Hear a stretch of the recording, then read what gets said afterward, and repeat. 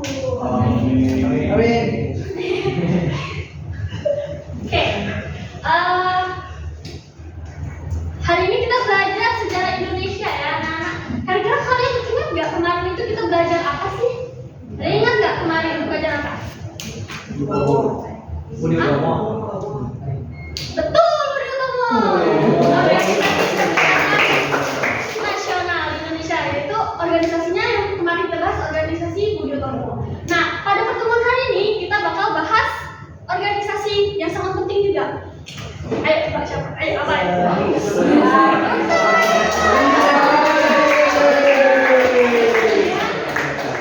Oke, nah hari ini kita tujuan kita membahas itu tuh buat kita tahu nih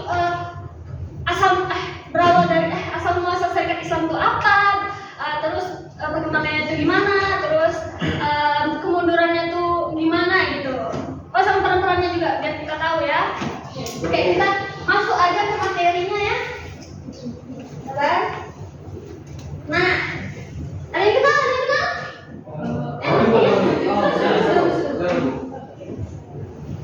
yang kenal? Oh, nggak kenal dong. Oke, saya jelaskan ya. Jadi, Serikat Islam ini berawal bukan organisasi yang fokusnya ke politik, tapi awalnya fokusnya itu dari ekonomi. Nah ya, jadi Serikat Islam ini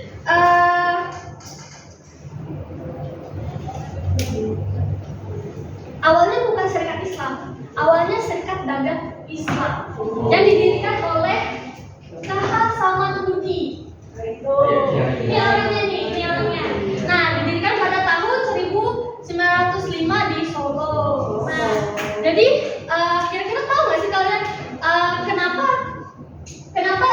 dia ini mendirikan SDI, Serikat Dagang Islam? Ada yang tahu nggak? Coba ibu tunjuk aja ya. Mana yang mukanya nakal-nakalnya? Oh ya, Amisa aja, karena dia cantik ya. Amisa aja. Coba Amisa apa tujuannya? Tujuannya untuk melindungi pedagang pribumi. Betul, untuk melindungi pedagang pribumi. Coba kita kasih tepuk tangan. Oke. Nah, tapi lebih betul sih untuk melindungi pedagang pribumi, khususnya untuk pedagang-pedagang batik. Tuh. Jadi pada masa itu pedagang-pedagang batik itu mengalami banyak kerugian lah, karena mereka tuh kan nggak punya modal, nggak punya akses, bahkan mereka tuh dapat diskriminatif gitu dari pemerintah kolonial. Makanya jadi tuh kayak susah gitu, kayak susah gitu lah. Nah, makanya oleh karena itu SDI ini sangat penting, Serikat Dagang Islam ini sangat penting untuk kaum pribumi, karena di situ mereka bisa saling bantu, saling mendorong untuk memperkuat posisi mereka di ekonomi seperti itu. Oke ya. Selanjutnya, oke, nih perubahan menjadi Serikat Islam terus Serikat Dagang Islam terus Serikat Islam. Sebenarnya tadi sudah saya jelaskan sih, cuman ya udah lah ya. Jadi seiring berjalannya waktu, Serikat Dagang Islam ini mengalami perkembangan yang cukup signifikan kan, dan kemudian berubah tuh yang menjadi berubah menjadi Serikat Islam. Nah, jadi perubahan ini tuh tidak hanya sebatas nama aja, tetapi pada arah dan tujuan organisasi tersebut. Nah, jadi Serikat Islam ini mulailah meluas gerakannya itu, yang awalnya fokus ke ekonomi aja, mulai ke sosial dan politik seperti itu. Nah, hal ini tuh kenapa terjadi? Karena para anggota di Serikat Dagang Islam itu mulai menyadari nih kalau permasalahannya tuh bukan cuma di ekonomi aja, tapi dari sistem pemerintah kolonial. Makanya lebih meluas lah ya gitu. Ya. Selanjutnya, oke.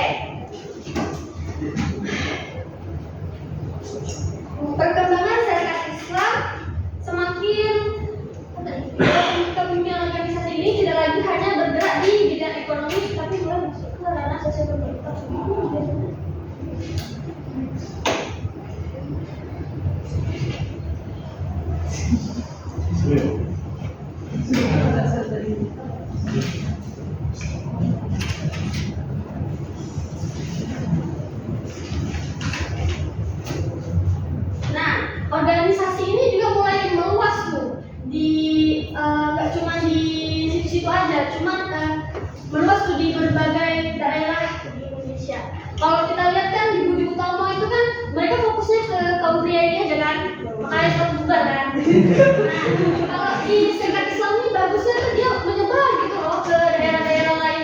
Jadi nggak cuma itu aja, bukan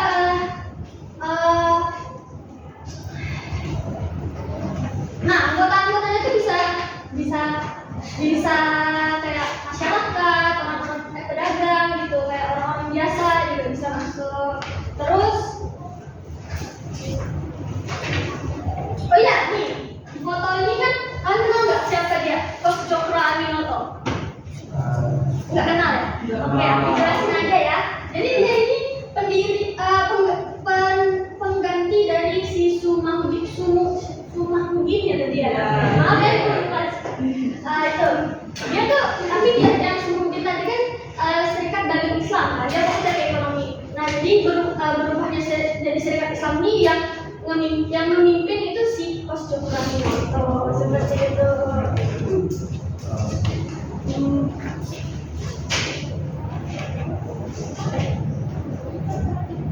Oke, peran Serikat Islam. Jadi perannya itu ada banyak sih ya, ada 4.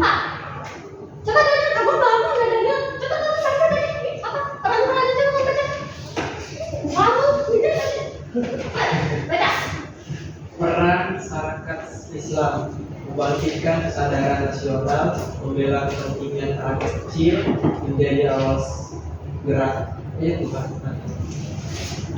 menjadi awal gerakan politik rakyat, menantang ketidakadilan kolonial. Betul, oke. Oke, jadi Serikat Islam ini berperan sangat penting ya dalam membangkitkan kesadaran nasional, yaitu dia membela kepentingan rakyat kecil, menjadi awal gerak politik rakyat, menentang ketidakadilan kolonial seperti itu. Ya. Nah, namun dalam perkembangannya ini, Serikat Islam ini mengalami apa sih namanya ini? Konflik internal gitu. Nah, jadi akibatnya karena adanya perbedaan ideologi, pandangannya gitu loh yang berbeda, sehingga muncullah dari mana muncullah kelompok yang berhadapan nasionalis dan kelompok yang terpengaruh paham kiri seperti komunis, seperti itu kan terdengar ya, komunis, tahu kagak ya, sehingga menimbulkan perpecahan ke dalam organisasi konflik ini. Nah, konflik ini tuh membuat kelompok Serikat Islam ini menjadi lebih solid, menjadi tidak lagi solid seperti itu. Nah, kemunduran. Nah, akibat konflik. Ada Sophie, kamu jangan main HP ya. Jangan main HP ya. Perhatikan, tolong ya. Nah, akibat konflik internal yang tadi itu ditambah dengan tekanan dan pengawasan ketat dari pemerintah kolonial Belanda, pengaruh Serikat Islam ini semakin lemah itu. Banyak anggota yang keluar dan organisasi ini pun mulai kehilangan arahnya, gitu, hilang arah gitu. Udah arahnya ini kemana? Gitu.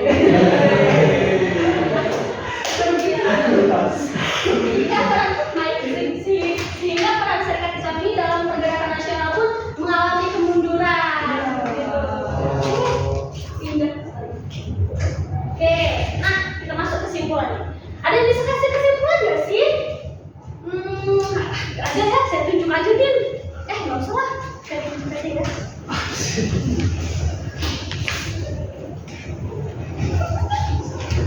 Ayo Pak, asal kamu. Menurut kamu yang saya jelaskan tadi, nggak usah baca nih, nggak apa-apa dah. Jadi kesimpulannya ini tadi kita belajar tentang asas organisasi pergerakan nasional yaitu Serikat Islam. Di mana Serikat Islam itu adalah transformasi dari serikat dagang yang memperjuangkan hak-hak pedagang batik karena diskriminasi, namun akhirnya meluaskan cakupannya menjadi organisasi untuk menyuarakan suara-suara kalangan lain, sehingga akhirnya dari Serikat Dagang dan Islam berubah menjadi Serikat Islam, yang akhirnya melebur kaum manapun, membela siapapun tanpa ada persyaratan, dan akhirnya menjadi salah satu tonggak pergerakan Indonesia saat ini. Betul, kita kasih tepuk tangan. Oke, oke, ibu ada tugas nih untuk kalian. Ada tugas nih untuk kalian. Buat yang perhatikan ini pasti gampang aja sih buat kalian yang perhatikan ya. Oke, ibu mau dibagi 4 kelompok deh. Bisa nggak hitung 1 sampai 4? Dari kamu Daniel. 1, 2, 3, 4, 1, 2, 3, 4, 1, 2. 3, 4. Oke, yang 1 di sini, 2 di sini, 3 di sini, yang 4 di sini sembarang aja. 3, 4. 2, Kamu berapa tahun? 3. Oh, 3. Oh, 3. 4. Sudah Dari 2. 2. 3.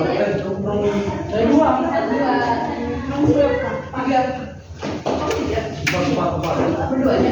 Iya, berdua. Satu berdua. Kamu berapa? 4 kakaknya. Tapi 1, 3. Kita bertiga sini tak gimana? Bertiga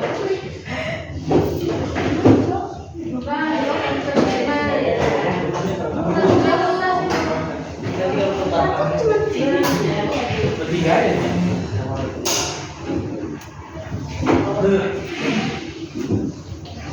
Dua mana sih? Saya 40. Oh, itu tadi. Jawabnya singkat aja ya. Kalau nggak kalian buka di Google juga boleh. Atau ada saya aja ya. Silakan, silakan.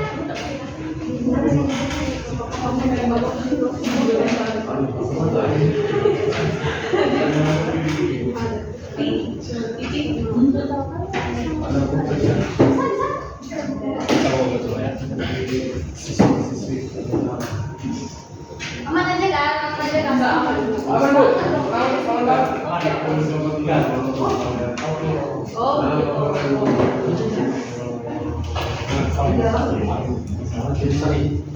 Gampang kan? Gampang ya? Kalau nggak tahu, silakan saya aja ya.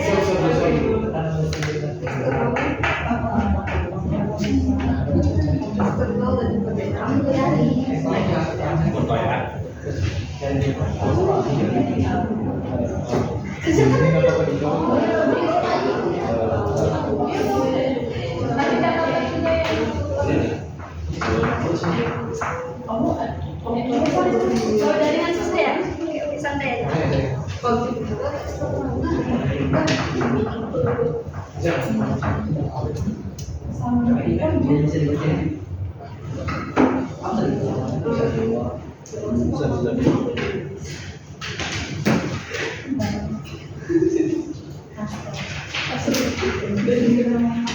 Ayo Daniel, bantuin temannya, bantuin teman-teman. Kamu paham nggak Daniel? Kamu paham nggak saya bisa jelaskan tadi?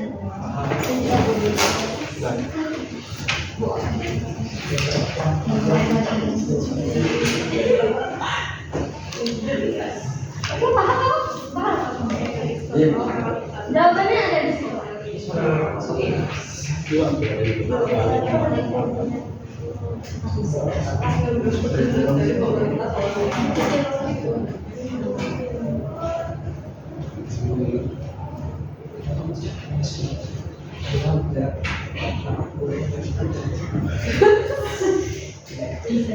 Apa? Jawabannya Sudah Bu. sudah ya? Ini belumnya? Sudah ya? Masih mengerti Bu? Yang sudah jangan ceritaan ya, dan berisi diskusi dulu. Oke, diskusi lah.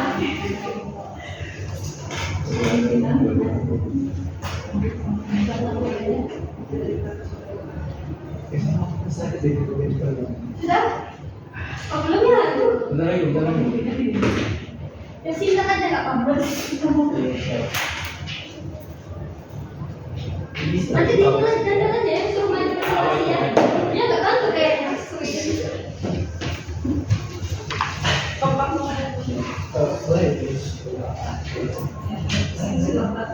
Wait first. Gimana gambarannya? Biasanya?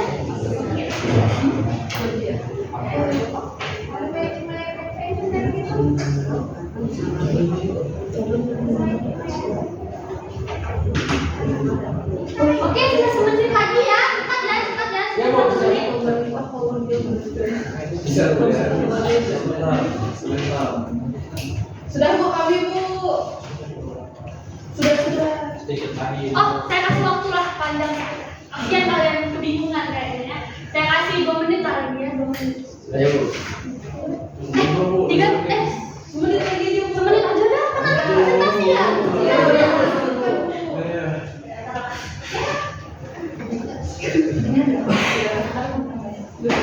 Siapa aja yang udah nih? Sudah Bu. Udah. Sudah, Bu. Udah kalau sudah semuanya maju. Ayo semuanya maju. Wakilan. Aduh, Yang belum udah dapat nilai Bu.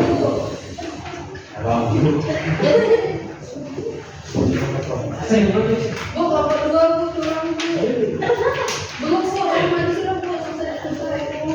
ayo satu, ayo kita hitung sama-sama. 1, 2, 3, 4, 5, 6, 7, 8, 9, selesai kumpul. Itu gimana, Pak?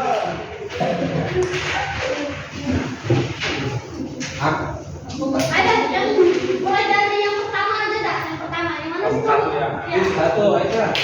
Bagaimana dan mengapa Serikat Dagang Islam bisa berubah menjadi gerakan nasional yang besar, serta apa dampak perubahan tersebut bagi masyarakat Indonesia saat itu? Nah, Serikat Dagang Islam berubah menjadi Serikat Islam karena anggotanya makin luas dan masalah yang dihadapi rakyat tidak hanya ekonomi, tetapi sosial dan politik di masa penjajahan. Dan dampaknya meningkatkan kesadaran nasional, menyatukan rakyat, dan mendorong lahirnya pergerakan perjuangan kemerdekaan. Betul, kita kasih tepuk tangan dulu. Makasih ya saya. Oke, kelompok 2 mana sih? Kelompok 2. Oke, kamu cepat.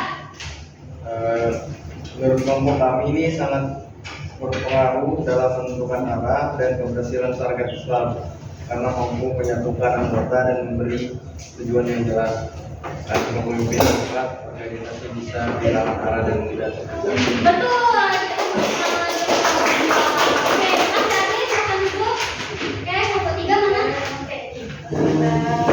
Yaitu apa faktor utama yang menyebabkan kemunduran Serikat Islam dan bagaimana seharusnya organisasi tersebut dapat bertahan menghadapi tekanan internal dan maupun eksternal. Nah, dari teman kami faktor internalnya yaitu banyak anggota yang keluar dari organisasi.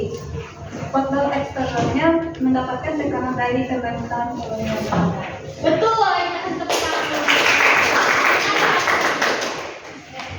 Ya, kalau dari kami, mengapa terjadi perbedaan dan dampaknya? Pertama, karena adanya perbedaan pandangan ideologi di dalam Serikat Islam yang akhirnya memberi dua fraksi, yaitu si putih dan si merah. Yang dimana merah ini dengan ideologi sosialis dan kirinya, dan si putih dengan nasionalis dan Islamnya. Yang akhirnya tentu memberikan dampak dalam pergerakan. Dampaknya kekuatan global organisasi menjadi nggak solid. Oke, kita kasih tepuk tangan dulu. Oke, terima kasih untuk sudah mendengarkan penjelasan hari ini. Untuk selanjutnya kita akan bahas materi serikat organisasi ini seperti Salam. Oke, assalamualaikum. Terima kasih. Assalamualaikum warahmatullahi wabarakatuh. Waalaikumsalam.